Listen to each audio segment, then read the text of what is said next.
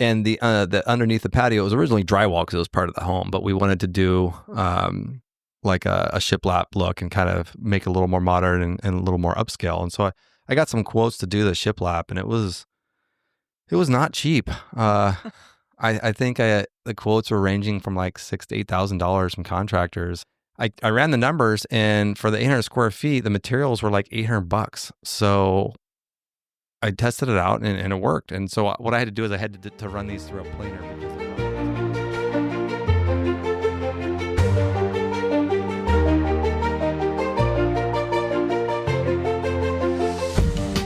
Welcome back to The Broke Billionaires, where we document our daily struggles in building wealth while raising a young family.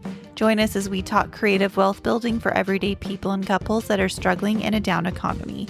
I'm Lauren. And I'm Joshua Masari, and we'll be your hosts.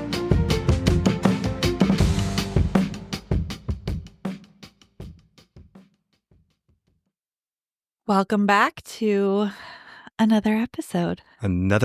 Here we are.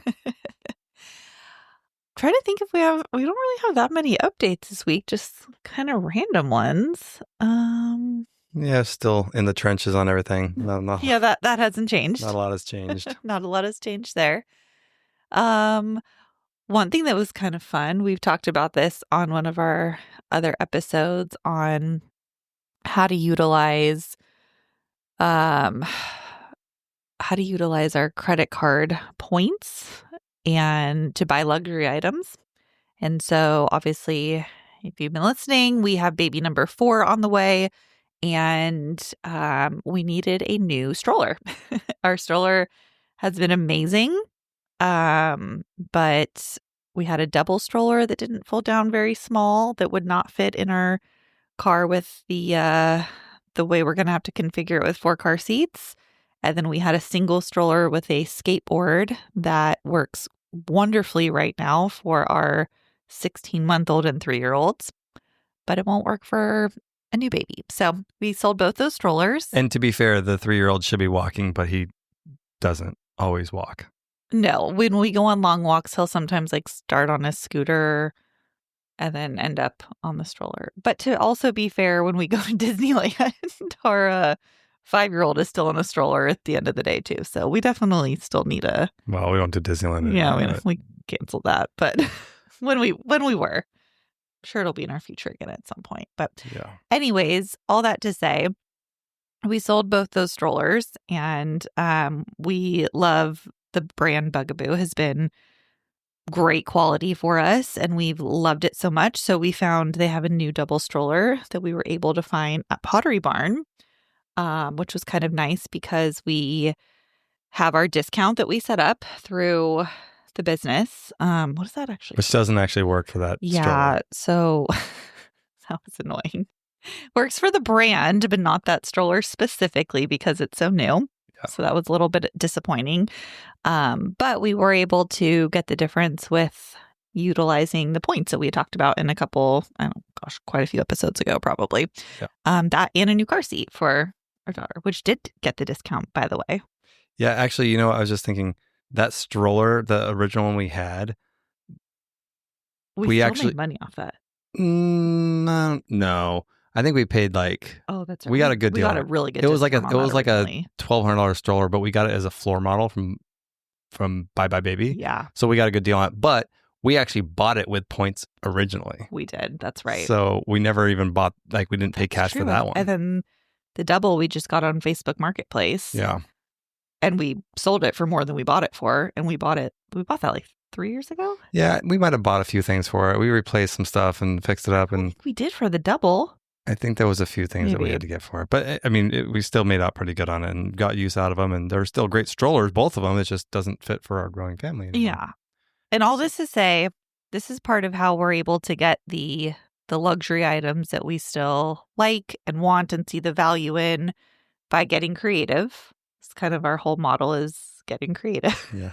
With how to figure out how to purchase these things without having a lot of money come out of our pockets for it. So yeah, that was a good find.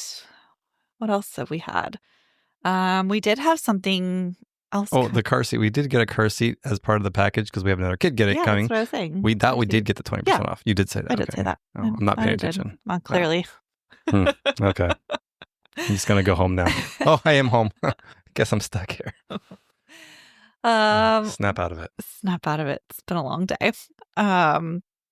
We just put one of our properties up on a website called Peerspace. We just recently learned about this. We had one of our neighbors actually, they rent out.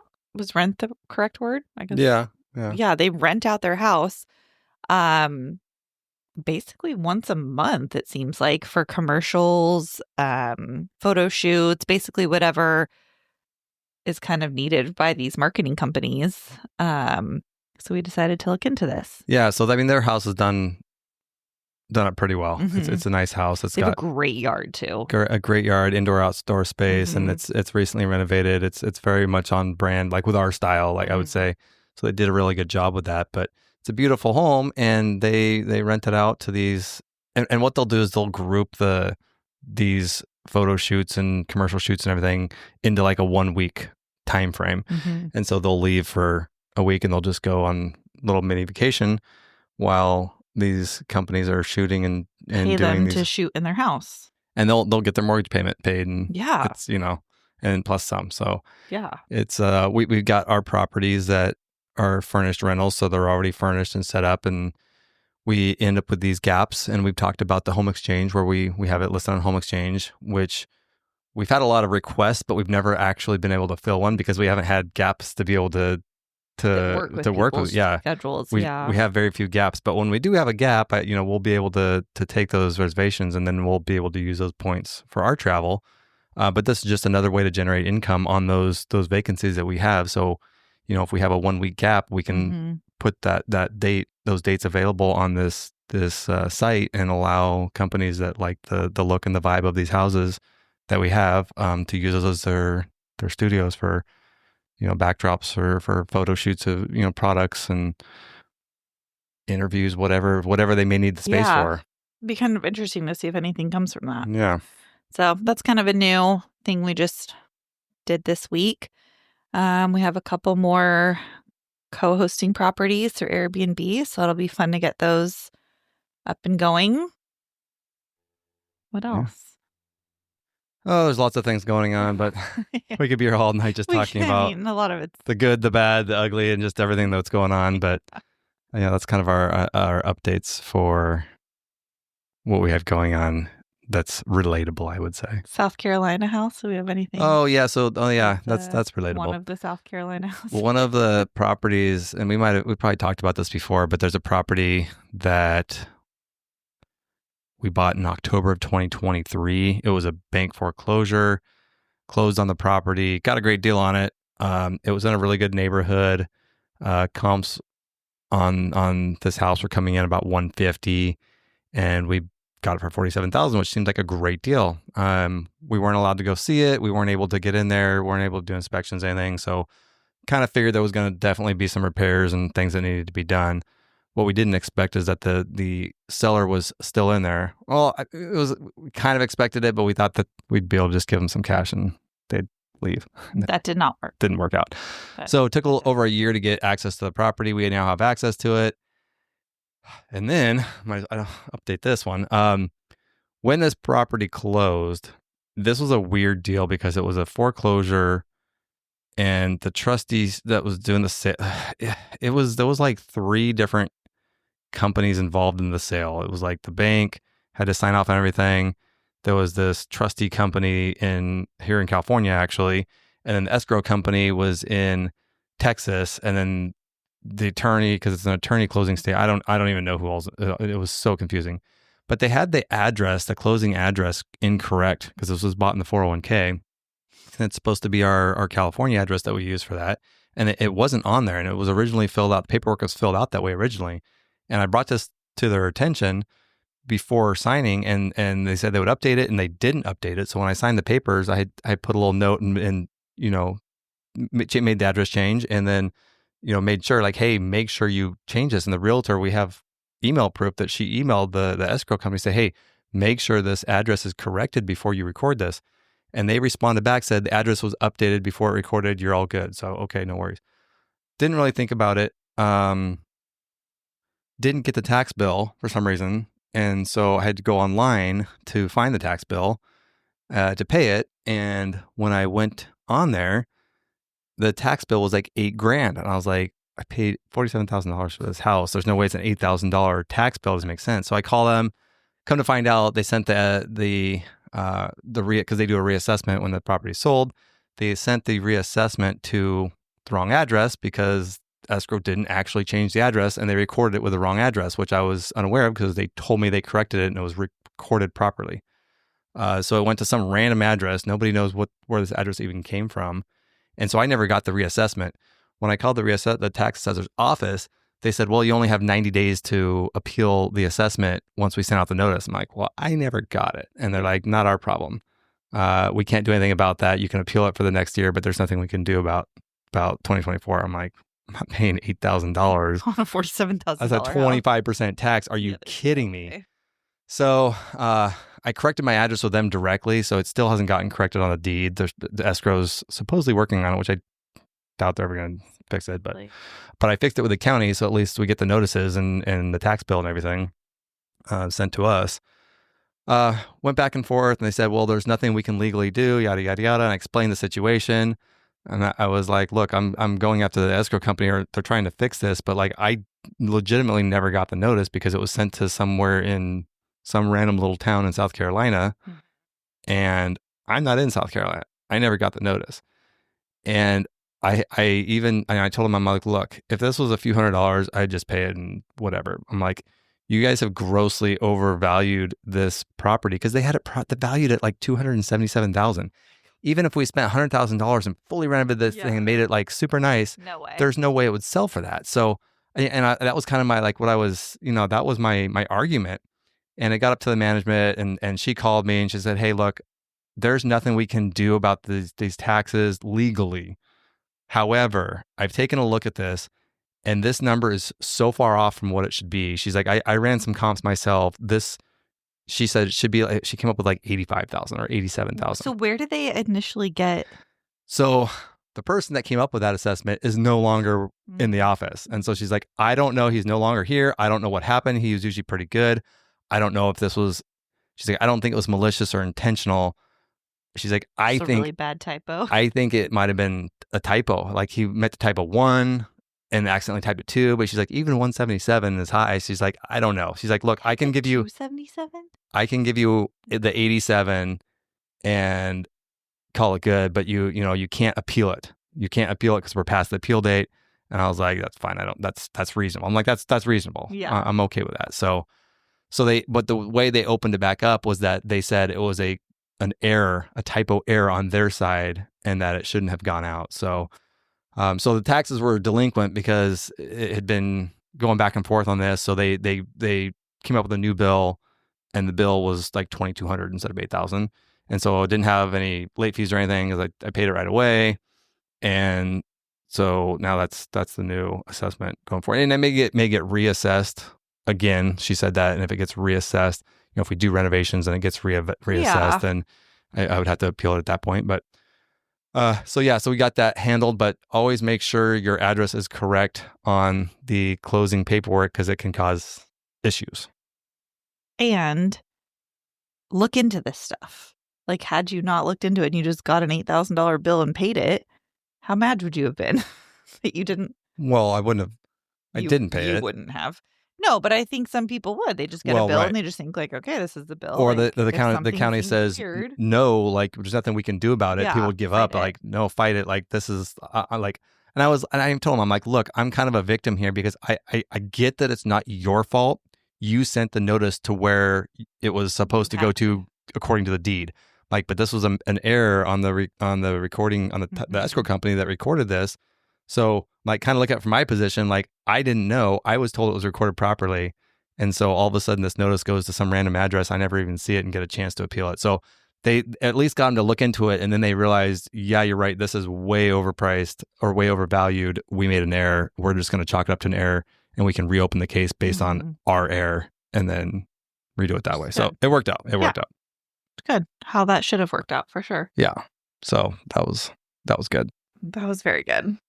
So anyway, so that wasn't the actual update. I was like, man, I don't think that was. So the actual update on this is the plan was originally, because this is in the 401k and we can only do passive investments, so we can't flip. We have to have properties, we can renovate them, and then we can rent them out for a while, and then we can sell them. But you can't just buy a property, turn around the next month, and flip it. You have to hold it for at least a year. Mm-hmm. So we've held this for, not intentionally, but we've held this since 2023. It's been, that was when it was recorded. So October 2023. So it's been a year and a half. So because we've held it so long, we've got more options now. And now it's not a great thing because it didn't make any money for that time. It was just sitting there.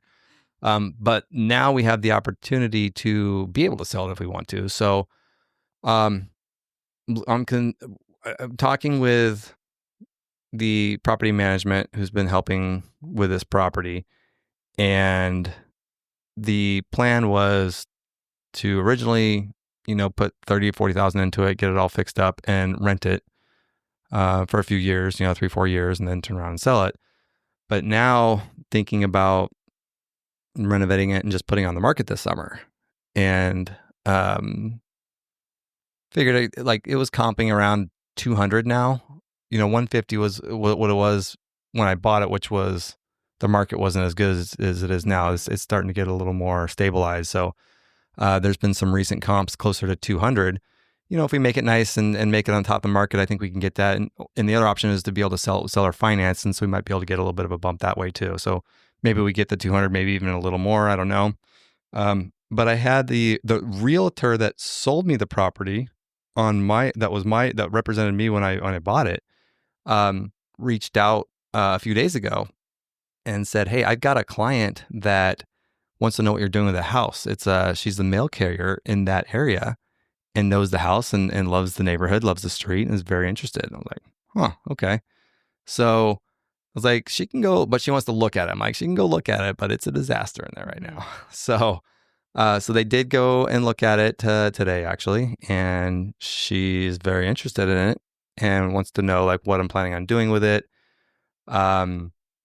So she's approved for a smaller loan than 200,000. So she's approved for, I think, 160 or something like that. So if we were to go that option, we wouldn't fix it up like we were going to. Sell it not as is, because there's things that have to be for the loan. It's got to be, there's some flicks. There's a subfloor issue in the kitchen. It needs a new kitchen, new subfloor in the kitchen, new kitchen, and probably an HVAC system, and just general repairs throughout the property. But nothing major. Yeah, nothing major. It doesn't need as much as if we were trying to sell it for 200,000, basically. Yeah. So, hey, if we can put half of what we were going to put into it and get it to where it works for this person because she loves the house, and she can get into it, and then she can, do some other upgrades later on down the road and kind of make it her own. But, definitely considering this as an option, because if we can just turn around and sell it now and then cash out on it without having to put too much into it, why not? Yeah, I would say we should probably highly consider that. Yeah, so. They must also have a much nicer mail person than we do. Yeah, let's not talk about that. He sucks. Yeah. I could go off on a tangent on that one. Just a quick disclaimer. The information shared on this podcast is for informational purposes only and should not be considered as financial, tax, or legal advice. Always consult with a qualified professional before making any financial decisions. Your individual circumstances may differ and require specific strategies not discussed here. Now, let's get back to the show. All right. So tonight we're talking, kind of going back into kind of actually on that topic of do we renovate, do we not with this house, is how to renovate a home on a budget without sacrificing quality. And I think we get a lot of compliments on the quality of the houses we're redoing, the design aspects. We try to do kind of different unique features, and we don't hire an interior designer. We do a lot of the work ourselves. And so we kind of wanted to talk through what that looks like and how we kind of do that. And it does vary project to project, but some things we've kind of evolved from house to house, but some things we've kept the same in terms of what we take on versus what we hire out. And then with that, we live through a lot of it too. That's the crazy part. That's for sure. Yeah, that's true. We definitely live through a lot of this and do things the hard way, which is how we usually do it. And I would say when we started kind of this plan and like the original with the first house, did you envision us living through it? Well, let me start by saying that I've been doing this and living through this stuff a lot longer than you have. True. Fair. You know, the first house I bought, I didn't really do much to. That was a newer house. The Arizona one? The Arizona house was my second house. Oh, that one that's I did right. a lot more live through. It was more like just cosmetic stuff, so it wasn't anything too crazy. But the first house in California, that one I did quite a bit while living there. The one, yeah. The Dorset property. Yeah. That one didn't feel as bad living through, though. Well, you didn't live there, Yes, so you don't did. know. I mean, not technically, but I was there every night. No, you weren't even dating yet when I had done half of the stuff. Oh, I'm thinking when Maybe we did like the kitchen. The and, kitchen, like, that was like the rest of last stuff. Yeah, that's true. That was just Okay, like I the was tail just end of it. I thinking that. redid like everything on that property. That's true. Okay, so kitchen So- wasn't terrible on that one. So I've always been doing it, but it's a lot easier when you don't have a wife and I kids. was like, you're just living in a wife. Well, I had Miles. Miles didn't care. No, but it's not just a wife that makes it difficult. It's the kids. Yeah. The kids love it. They don't complain. They think it's great. Okay. If we move into a house or have a property that we buy and is just done and ready, they would be like, when are you going to work on the house? What are we going to do? Yeah, They would be so really bored. confused. They would be so confused. It's just not normal to them. They go to school and they ask their friends like, oh, so where do you have? How many houses do you own? Oh, what are you guys, is your dad working on the house? What are you guys working on? You making it all nice? Like I worked on stairs today. the kids are probably so confused and that's just normal to them. That's just very life. True. It's very true. It is cute. They get their buckets and But all they're the very like, construction stuff on. our and 5-year-old is cute. becoming very aware that we own these properties because he'll ask me, Yeah. are we the owner of this house? I'm like, yes, we are. He's like, Yeah. okay. He's like, what about the other house? Do we own that house? I'm like, yeah. He's like, okay, so we still own it. And then people live there, but they pay us money to live there. I'm Yeah, like, right. He gets it. I'm like, but we still own it. And then, we're going to, once we finish up the house now that we're working on, we're going to rent that one. And then, we'll start on another project. And I'm like, we're moving back into another house we own that you don't even know about. He's like, huh, how many houses do we own? Well, we have other ones in other states. And Yeah. I was like, we have like 31. He's like, whoa, that's a lot. Yeah. Teaching him young for sure. Yeah. He's getting it. He is starting to get it. And he's seeing the work that's going into it. And I think understands. I do think now it's easier because when he was younger, especially our older one, it doesn't feel like, it still feels like a sacrifice, obviously, with like time and sacrificing the family time a lot. But he's able to help you a lot now. And so it's giving you guys more to loosely help you. He thinks he's giving you helping. time together where it's not just me having to single parent them all three on the weekends while you're out doing things. They are able to go outside and be with you more and things they can quote unquote help you with. Yeah. Yeah, that's true. Just be outside. They're older now, so it's a little bit easier, I think, and they feel like they're helping when he comes in and he's like, oh, that was a really long day today. I have a lot of work to do. Yeah. So he's been working with you for 20 minutes, 30 minutes. Yeah. Maybe. It's pretty cute. But yes, we've lived through a lot of the renovations. What would you say? And even houses like the current project we're finishing up, I mean, that was under construction for a long time. And we were on Balboa when we first moved out of the last house and working on that one. And, there was a lot of times I was gone till 1 a.m. on the weekends trying to finish it. Or I was even going after work and just trying to get things, knocked out so we could get inspections done. And so I'd get off work at 5 and I'd go there till like 10, 11, 12 o'clock at night and come home later. Or sometimes I come home for dinner, put the kids down, and then I'd go back up to that property and work on that. And that's where I think a lot of the sacrifice comes Yeah. through, and the time of, and we'll kind of get into like why you're doing a lot of that. And yeah, actually, it's probably a good. Why am I segue. doing all of that anyway? Because it saves us a lot of money from what you've said. All the time is money, so It does save a I don't lot. know. So by not having a general contractor, and taking on a lot of projects that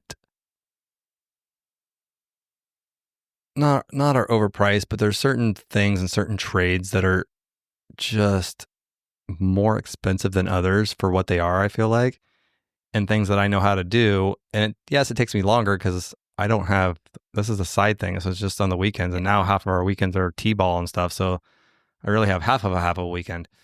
But it saves a lot of money. So I'm very choosy on what projects I take on versus what projects will buy out. So let's back up. So, and this has evolved with each project we've done. So the last project, I feel like you did a lot more on that one, right? Well yeah, but that one was a live-in project. So that one we took lived through 3 years or whatever, but we were living there. I mean, the first moved out. Got as much done 30 days, in the first 30 days after we closed before we moved in, but then we lived through that entire project. So that was a little different because it was kind of a more go as you like. It wasn't as rush. The plan was never to have it completed before we moved in. We knew we were going to be living through it all. Yeah, and that one we self-funded that one too. So the money is a big part of it too. With the current project we're finishing up, that one was done with a construction loan, so it was a lot faster to just get in there, get stuff done. You know, when you got money helps. Mm-hmm. So we took a little different approach to that one. So with that one, we also did that one a lot. It was also down to we completely took it down to the sticks and rebuilt it. So sticks? That's just studs. It was all the way down to nothing but sticks. You could see all the way through the house. I've never heard someone say down to the sticks. You never heard of stick built home? No, I've heard down to the studs, not down to the sticks. So anyway, that one, I mean, it wasn't something that was livable and we could have lived through anyway. It was, dirt. It was 4-foot hole half in the part of the house when we were doing all the sewer. So it's all new sewer lines, plumbing lines, electrical, like it's a brand new house. There were no walls. Yeah. So that's not something that could have been lived through, but we were able to get it done quickly. And that one we did all the way down, new drywall, new everything. Whereas the other one, it was not, we didn't do structural stuff. It was all cosmetic stuff. Yeah. And it was like, new kitchen and then a lot of, I would call it more like feature type stuff, but it wasn't moving rooms around or adding bathrooms and taking out walls and things like that. So it was still a lot of work and probably spent more money on that house than we did the current project. But really? It's a bigger house though. It was 3,000 square feet that we renovated. Well, that actually kind of leads me into my next question is how do you walk us through like the budgeting process of when we do these homes and how we're approaching this? Yeah. So I would say, we've gotten estimates on stuff. I would say by doing, it's not like it's free when we do it because there's still things that I don't do and I hire out, and there's still materials. Materials cost the same whether you're doing it or somebody else is doing it. They're just not getting marked up in the same way. Right. So there's different ways. So when you're getting a bid from a contractor, when we have our contractors do stuff for us, I don't have them do materials. I always buy materials because we're getting wholesale from a lot of our trade accounts and things because we've bought so much. I mean, even Home Depot, we spend 6 figures a year at Home Depot. So we get some discounts and stuff from them. But, like our local lumber store, we get a lot of the building supplies from them and have a trade account set up. And so I'll buy the materials, and then with the contractors, I just pay them for the job for the labor. So, we take a little more risk because the materials, if there's, a shortage or there's issues or something gets redone, like I got to front the materials again, but we're not paying the markup on it.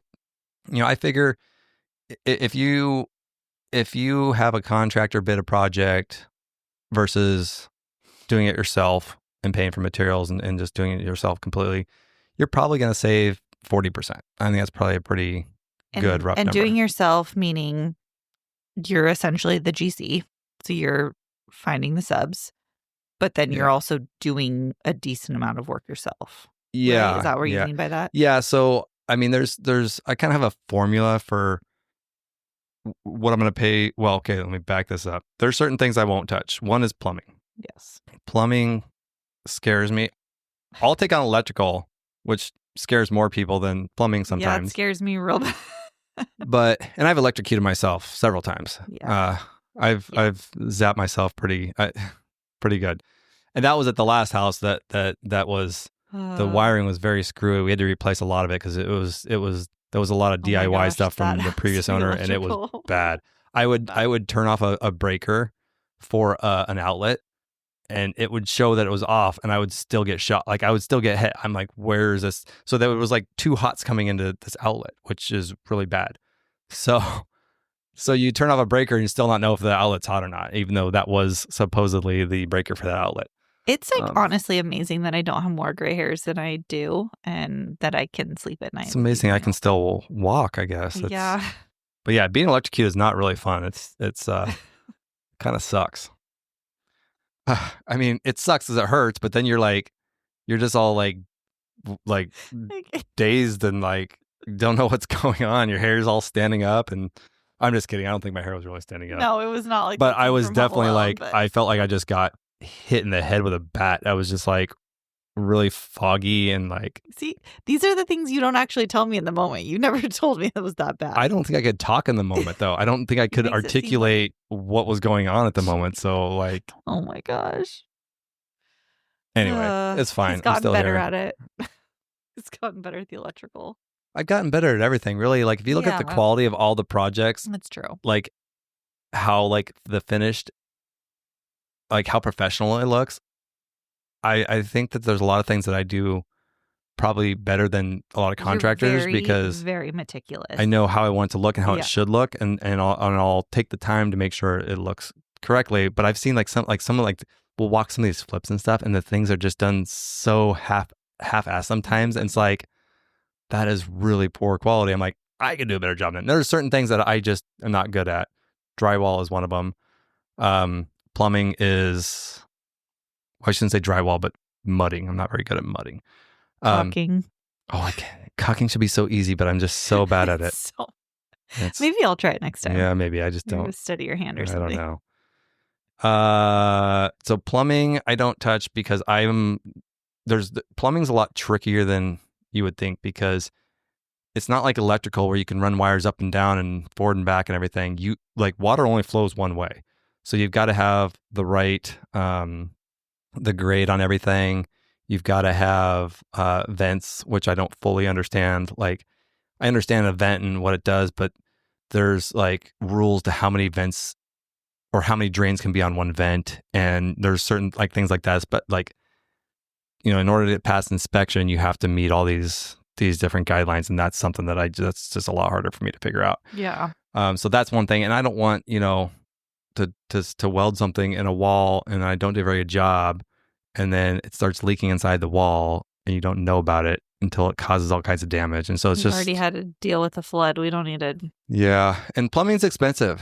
It's an expensive trade, but it's one of those things that it's got to be done right. So that's one thing that I don't mess with. I'll do the small stuff. I'll do the finishing.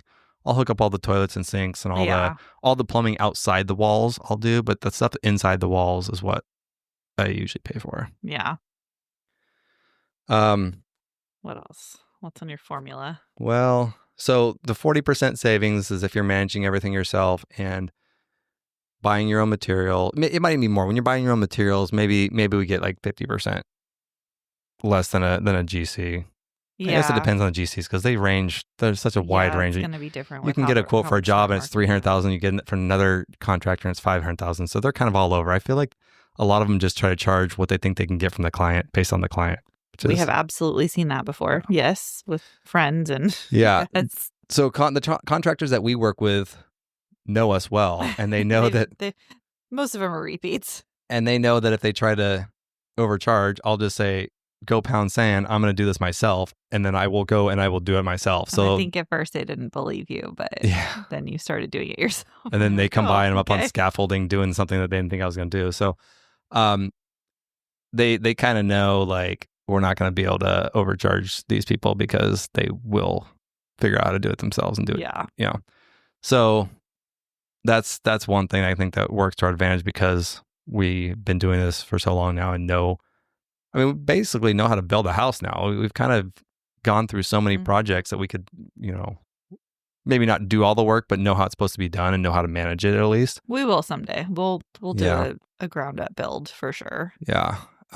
Electrical, I've always kind of been pretty good at electrical stuff. And so the current project we're finishing up, I didn't run all the wires. That's just a lot of work. So we did pay somebody to do the initial rough,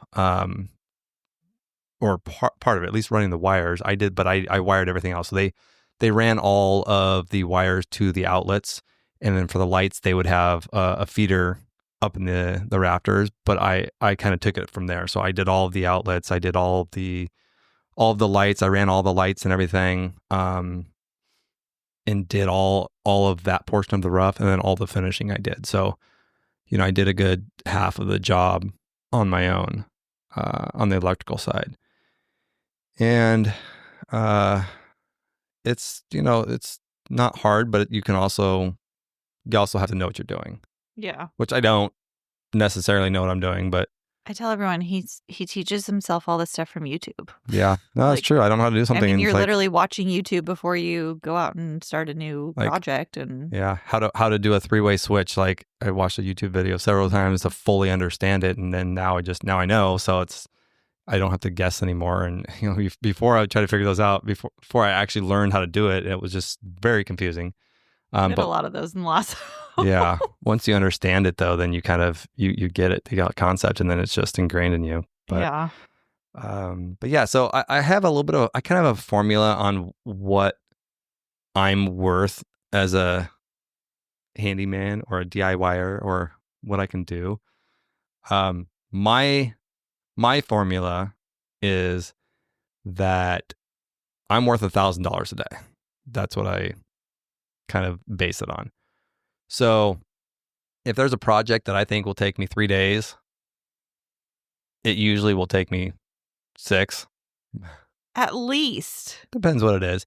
But if I think 10.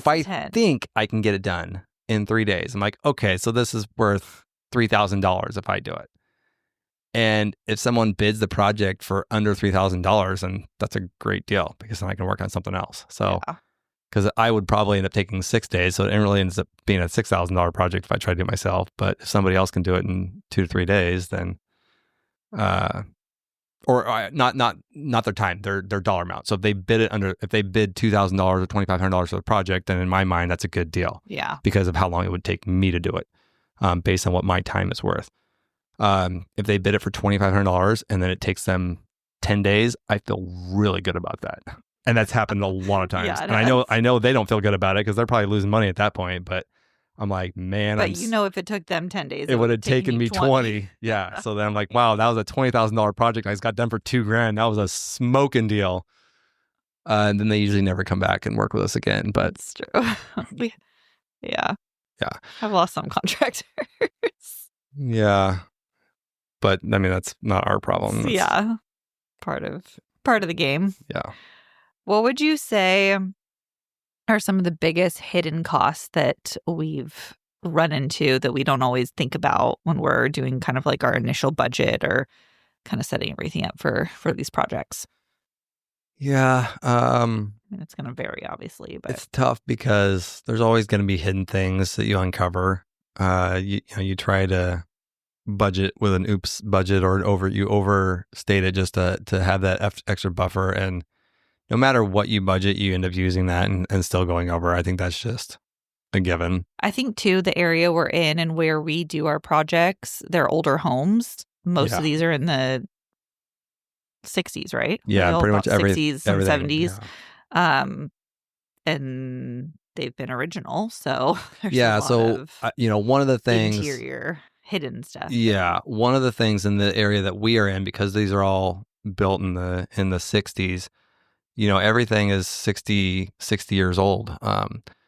So one of the things is the sewer lines here are they're clay. So from your middle of your yard to the street is clay, and then from that clay portion into your home, and everything here is on slabs, so it's all under concrete.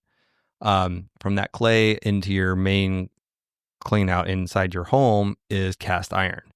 Cast iron doesn't last forever, and we're at that point where 60 years it starts to get starts to corrode inside, and it's not that it's rusted in the water that corrodes it. I mean, I'm sure it does rust, but that's not what actually corrodes it. It's actually all the gases in the sewer line that corrode the line, because a lot of times it's the top of the line that actually corrodes, not the bottom where the water is. So it's just all the gases in there that eat it away.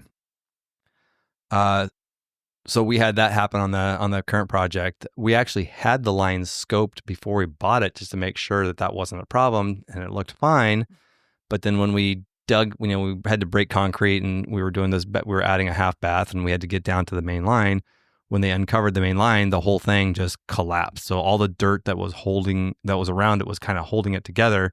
As soon as that dirt was pulled away, it just kind of like pushed out, and just everything just collapsed. So wasn't there something with the city too that we had to update that we weren't expecting? Yeah. So part of that was the meter. They wanted Right.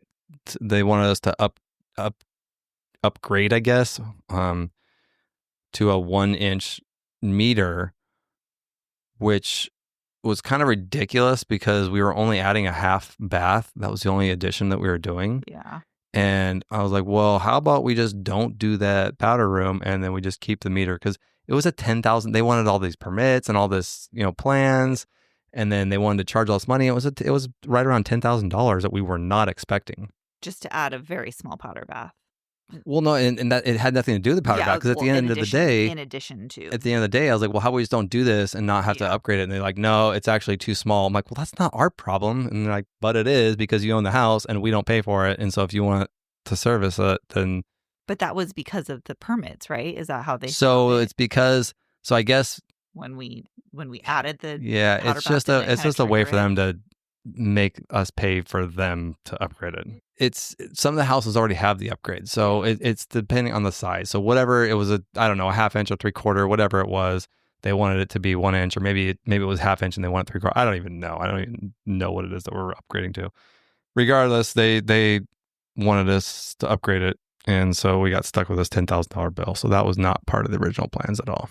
Yeah, and we would have had to pay that regardless if we scraped the powder bath or not.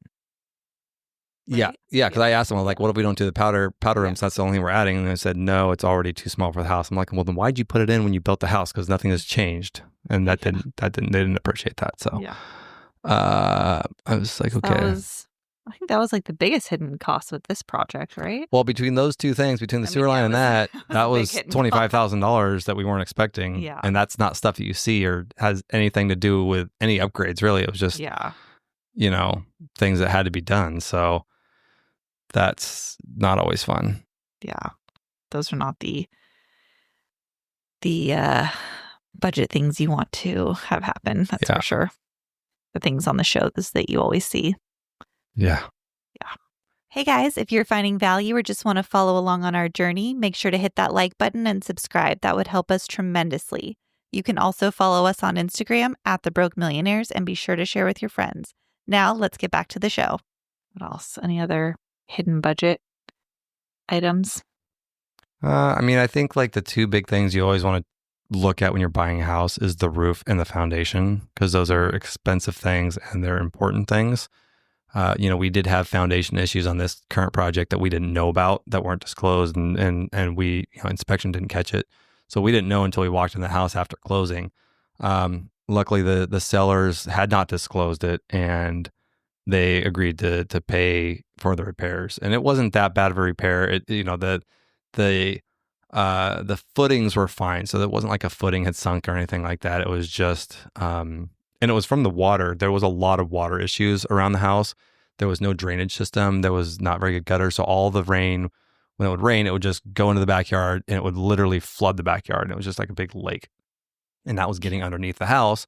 bad. It was just seeping under the house and causing the soil to expand, and that expansion was pushing up the foundation or the slab between the footings. So it was like pyramiding between the footings in each of the rooms that had the issue. So it wasn't as big of an issue, but the bigger thing was getting the water issue taken care of. So, we had to do all new concrete. We had to rip everything out. We had to put a drainage system in, all new concrete. Now all the gutters tie into this drainage system. So all the water that the house is collecting on top of it goes into the gutters and then flushes into the drainage system and then out to the street. So that makes a big difference on just removing all the water from the property itself. So that was a huge fix that we had to do to prevent the issue from happening again. Yeah. Do you think, if you can add this up in your head quickly, do you think the amount of money you've had to spend on tools for these projects has still made up the difference in what you could have just paid someone to do for the projects that you've taken on? Yeah, because I actually calculate that into every project I'm doing. So I'll look at a project, be like, okay, so this is how much it's going to cost to have the contractor do it. This is how much it'll cost if I do it for materials and tools. So I add, I do materials and tools. I mean, now you're at a point where you probably have everything you need. Yeah. For the most part, there's still things that I have to get, certain power tools I've got to get here and there, but for the most part, I've got a lot of power tools, a lot of different saws and things. So most of the stuff I now have to be able to facilitate these projects, but I still take that into consideration when I have a project that needs to be done and I don't have the tool for it. Okay, that makes sense. Yeah, definitely. What would you say are some of the better updates we've done, or that like add value wise? I would say adding the bathroom was not one. Yeah, I feel like that probably would be more for a resale, which we don't plan on. Yeah, but that's what I'm talking about. A powder room only adds like $6,000 on an appraisal. But I think for a rental too, I think no one wants to walk through a bedroom to go use a bathroom downstairs. I think that's weird. So I do think, what? What are you talking about? You would have had to walk through a bedroom. No. There was no door. Yeah, there was. It was in the hall. No, it wasn't. Yes, it was. Yes, it was. Anyway, so moving on, because you do not remember what this house look at these floor plan was. Plans ahead of time. So anyway, what were we talking about? I don't know. I don't know. You clearly didn't know what we were talking about either. So things that add value versus things that don't. Yeah. I think kitchen is always going to be a big one. But we have figured, like, we do, like, what do you call it, chef's kitchen, I guess. We'll do like a higher end looking chef's kitchen with high end appliances. We got a 60-inch Wolf range that's amazing, and Sub-Zero side by side 48-inch Sub-Zero fridge and a full size wine cooler that's all built in and looks really good. But we didn't buy this stuff brand new. I mean, those 3 items would have cost about $40,000, $40,000 to $45,000 for just those 3 items alone.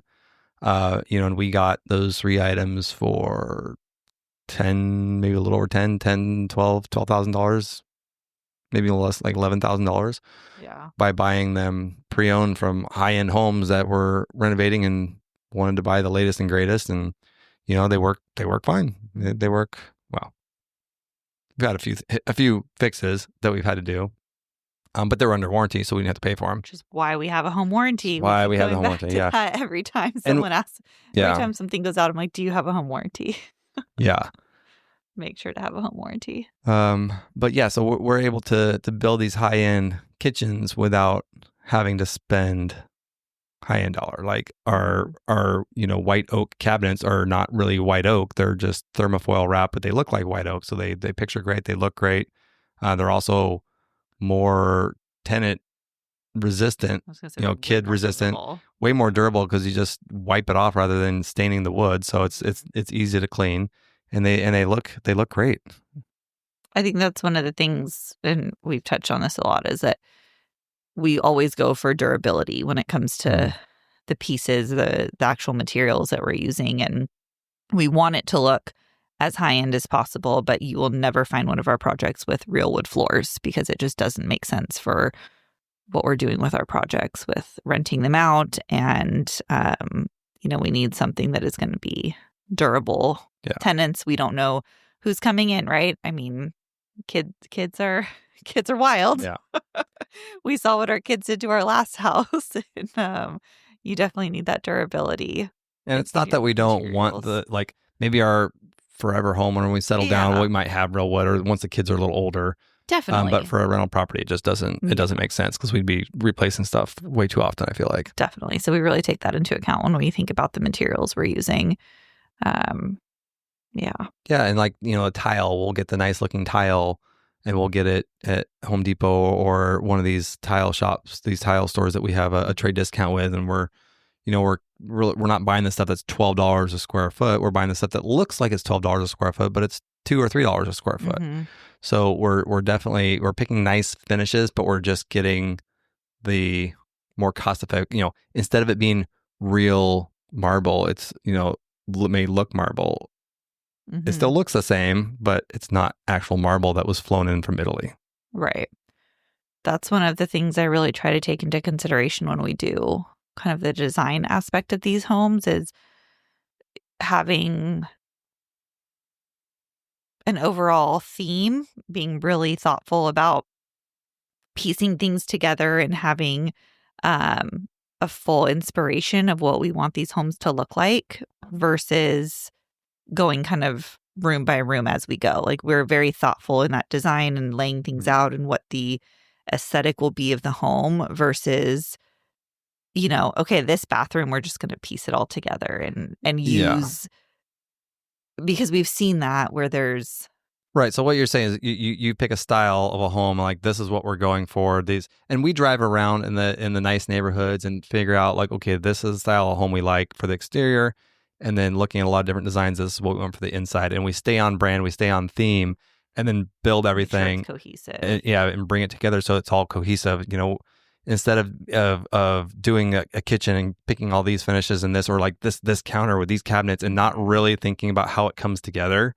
And then doing a bathroom in a completely something different, there's just not, it doesn't really match. It's not on the same theme, and you start getting really choppy. It might be nice finishes and be expensive, but it's just not cohesive room to room, and it just creates kind of a very hodgepodge put together type of home. Yeah, and we've seen a lot of those where it just doesn't feel as thoughtful. It kind of feels like things are an afterthought sometimes. And you can actually spend more money doing it that way because you're picking high end finishes. And they may be nice finishes, but they just don't match real well, or they're not cohesive, and it doesn't come together as well as a well thought out plan with lower end or more cost effective materials, but they present themselves a lot better. So if you're flipping a home, you can actually get more for the more well thought out plan, even though you spent less on the materials themselves. Yeah, absolutely. So there's a saying, money doesn't buy taste. And you could kind of just because you're spending more doesn't mean it's going to look better. Yeah. How many of these really expensive high-end homes that get remodeled and it's so gaudy and so 2000s. We'll look at them and we're like, oh my gosh, we would have to redo that whole thing if we bought it. Crazy. It's part of why I think we would never buy a fully finished home, because we would always want to change something about it anyways. But I think that's a really good point, is that look at the finished product of what you want and work backwards with how you're kind of doing the design aspect of it. And like you said, we work with these local retailers to have these trade accounts to make sure we're getting discounts on top of sourcing our own materials instead of paying the contractors to do it, which saves a lot. Yeah, definitely.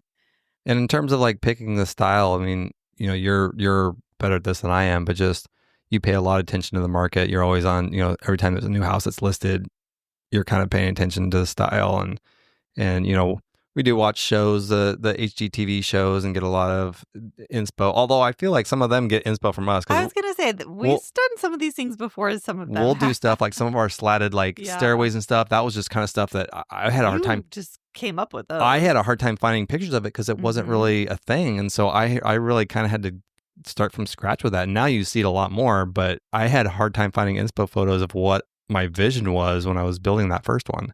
Yeah.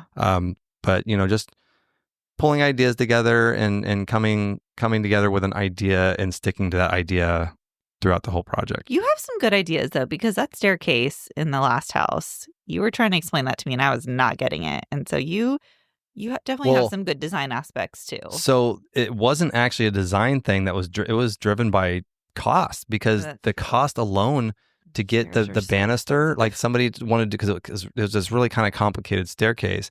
Just to do a new railing was like 10 grand. I was like, I can, and like a very outdated, nothing special. One.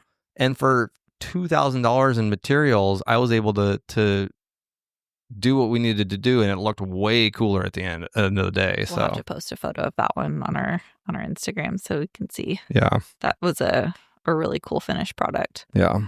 And then that kind of led the inspiration behind the current staircase too, which is what we saw on that show on HGTV. It was very similar.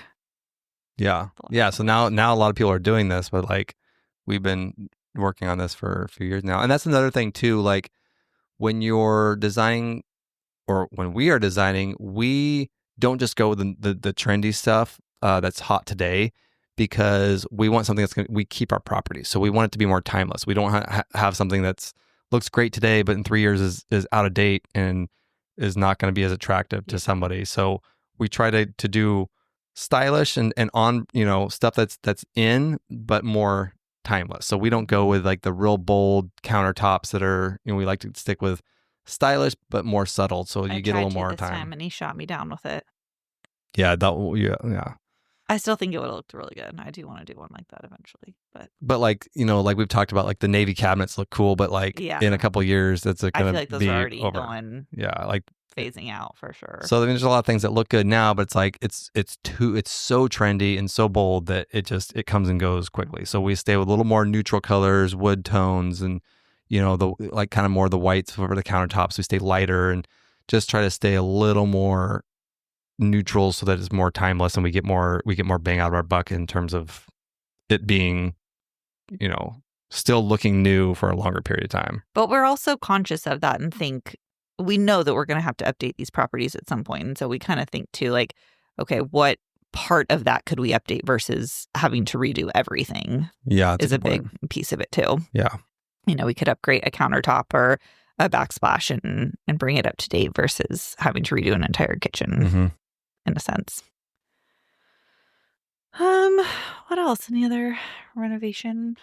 Yeah, well, so yeah, a good example of a way that we save money is we have a patio on the current project we're finishing up, and it's a very large patio. It's 800 square feet, and it was originally an enclosed part of the home, so it wasn't permitted as closed. The patio itself was permitted, but the previous owners did like a brick pony wall around it.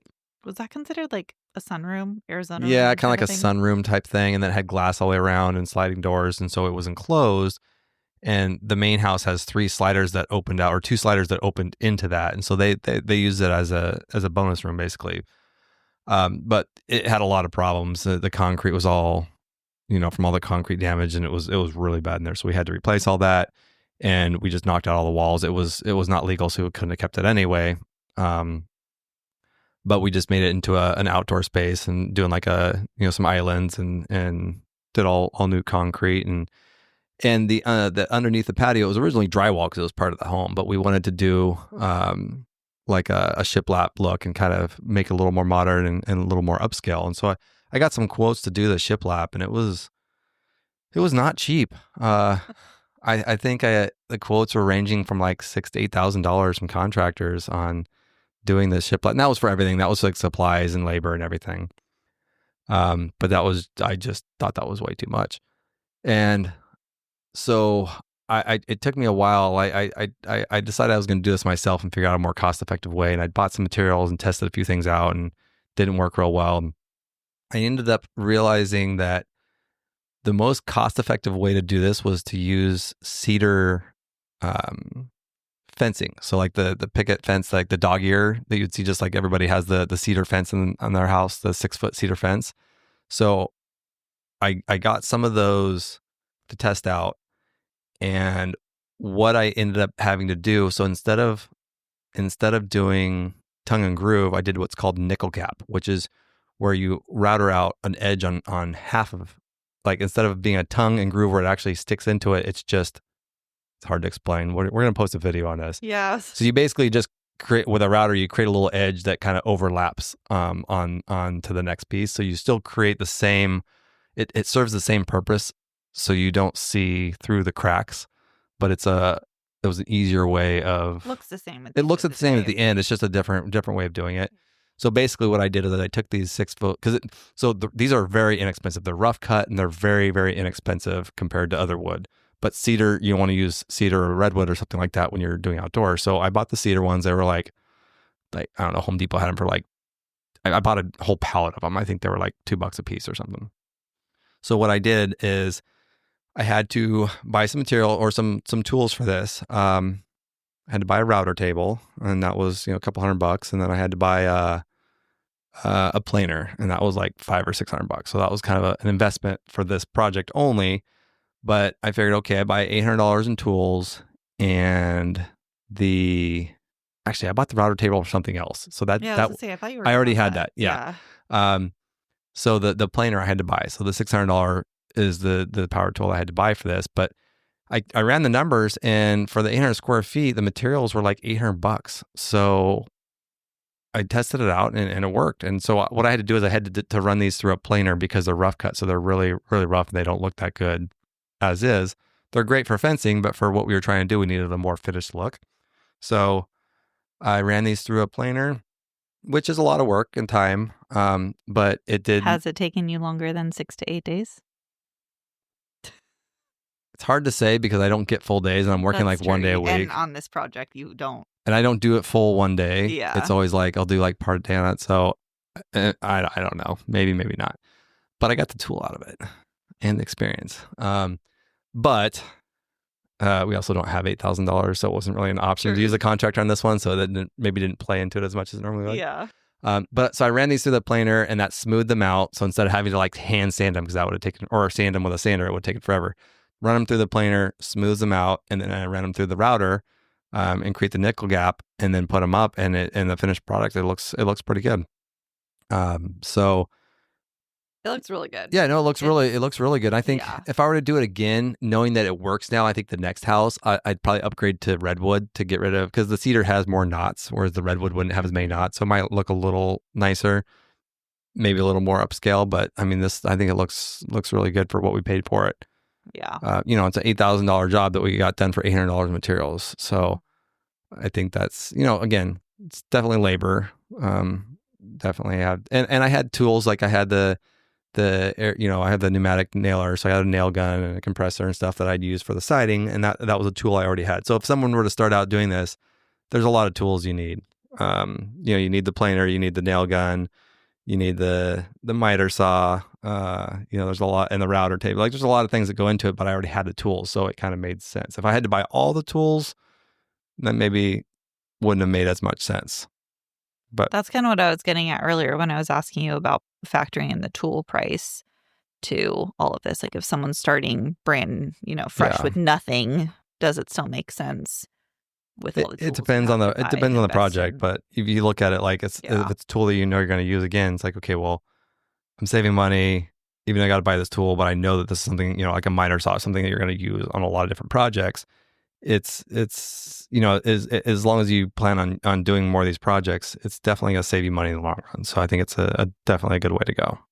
Is that saw you bought for this project one you'll use again, do you think? Do you ever resell tools? I don't, but it probably has a decent resale. So I paid $600 for it. I could probably get big too. That is one thing I feel like this project takes a lot of time setting up. Yeah. which I mean, is why you don't I could probably sell it for $300 or $400 and only end up paying $200 for it. I mean, you can also rent tools, but I think it makes more sense to like buy it, use it, and then sell it than renting it, because then you're not on a time crunch. Yeah, definitely. I agree. Yeah, we'll post a video of that. It's not quite completed, but you're real close with it. And close enough to see. So if you have a patio that you want to do, tongue and groove underneath, this is something you might want to look into if you've quoted it out and realized how expensive it is to do that stuff. Much more cost effective way to do it. This is a big area. If you have a smaller area, it may not as big a deal, but 800 square feet is just a lot of square footage and a lot of wood, and the tongue and groove adds up quickly. Yeah, definitely. Yeah. Anything else? I don't think so.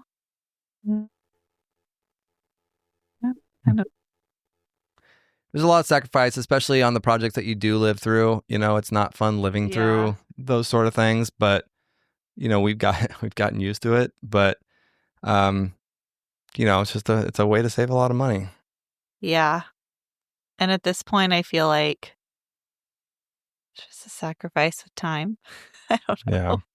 I feel like that's a big one, is just the time, more so than the living through it makes it hard. Like, people are always asking us, like, or saying that they don't know how we do it. And it's getting harder. The more kids we have, we got fourth kid coming now. I don't know that we're going to be able to do as much on the next one. This is definitely getting tougher. Now we got T-ball starting. So now my Saturdays are half shot in terms of like being able to sports now. Yeah. So I don't have the ability to do that as much anymore. So this might have to become your full-time job at some point.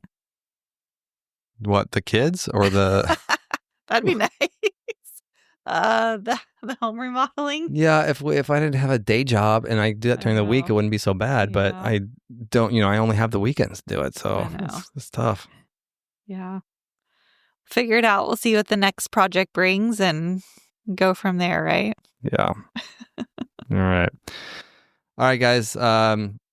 We are taking interviews or lining up interviews. We've got people reaching out to us, and so we're getting these scheduled. We're going to start doing a lot more interviews, getting perspectives from other people. So we're excited about that and what's to come there.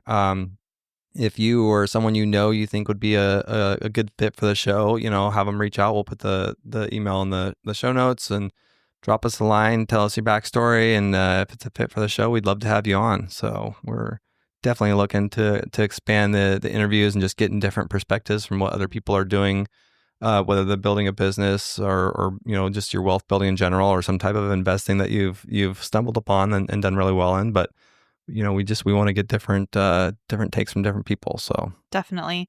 And if there's anything we've talked about that you want us to kind of expand on, talk more about, or any other topics that are of interest, we'd love to hear about them too. Can send us an email, DM us on Instagram. We want to make sure that we're talking about things that are obviously relative to our life, but also that we can, if there's a way we can help someone else, that's the whole goal of this podcast, is to be able to help others. So absolutely, let us know. All right, guys, that's it for tonight.